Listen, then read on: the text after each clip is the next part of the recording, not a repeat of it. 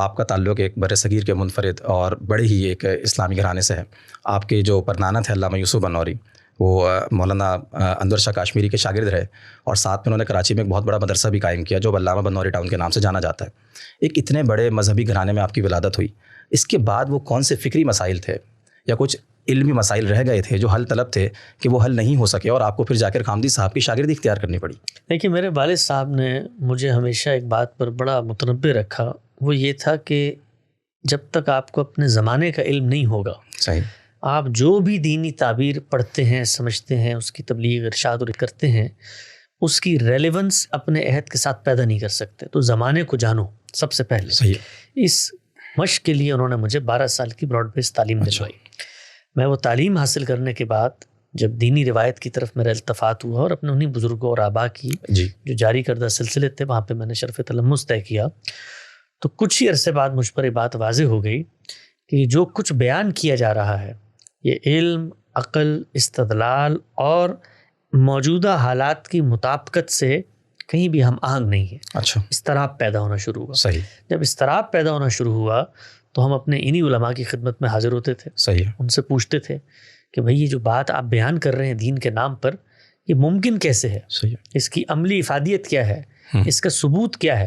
تو ان تمام سوالوں کے جواب میں جو نقطہ پیش کیا جاتا تھا وہ ایک ہی تھا کہ یہ اجماع امت پر مبنی ہے. ٹھیک ہے. چاہے وہ قرآن کی کسی انڈرسٹینڈنگ کے بارے میں سوال ہو، چاہے وہ روایت کی تفہیم کے بارے میں سوال ہو، یا پھر وہ ہمارے پورے کے پورے فقہی منہاج یا تصوف کے منہاج کے بارے میں سوال ہو، ایک جواب دیا جاتا تھا.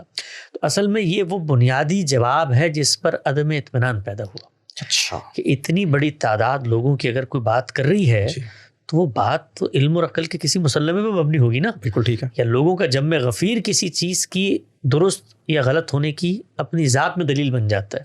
تو ہمارا جو بنیادی جس کو آپ کہتے ہیں چٹک پیدا ہوئی دماغ میں، اس نقطے سے پیدا ہوئی کہ اجماع دین کے باب میں، تفہیم کے باب میں، علم اور عقل کے استدلالی مقدمات کے باب میں اپنی ذات میں حجت نہیں بن سکتا. صحیح. قابل التفات بنے گا، اتنی بڑی تعداد لوگ گفتگو کر رہے ہیں، کوئی وجہ ہونی چاہیے.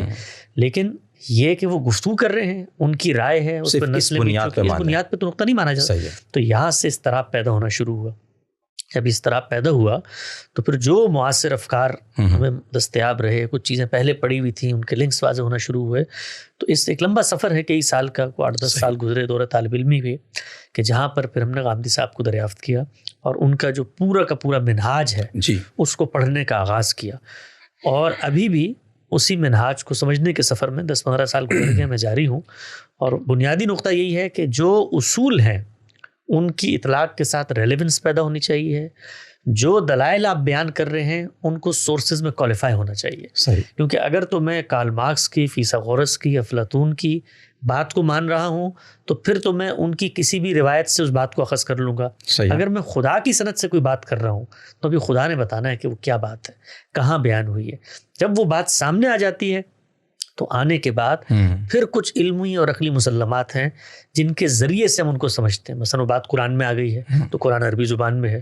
زبان آج کے مصر و شام اور عراق کے اخباروں کی زبان تو ہے نہیں، نہ حریری متنبی کی زبان ہے، عرب جاہلی کی زبان ہے. زبان کو سمجھیں گے، پھر زبان کو سمجھنے کے کوئی مسلمہ آفاقی اصول ہیں.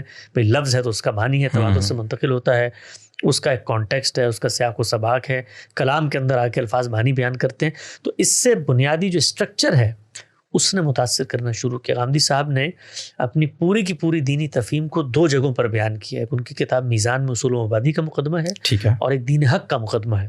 تو ان دونوں میں بتایا کہ غور و فکر کے اصول کیا ہیں، صحیح، اور غور و فکر کے نتیجے میں دین کا مجموعی شاکلہ کیا بنتا ہے، تعبیر کیا بنتی ہے.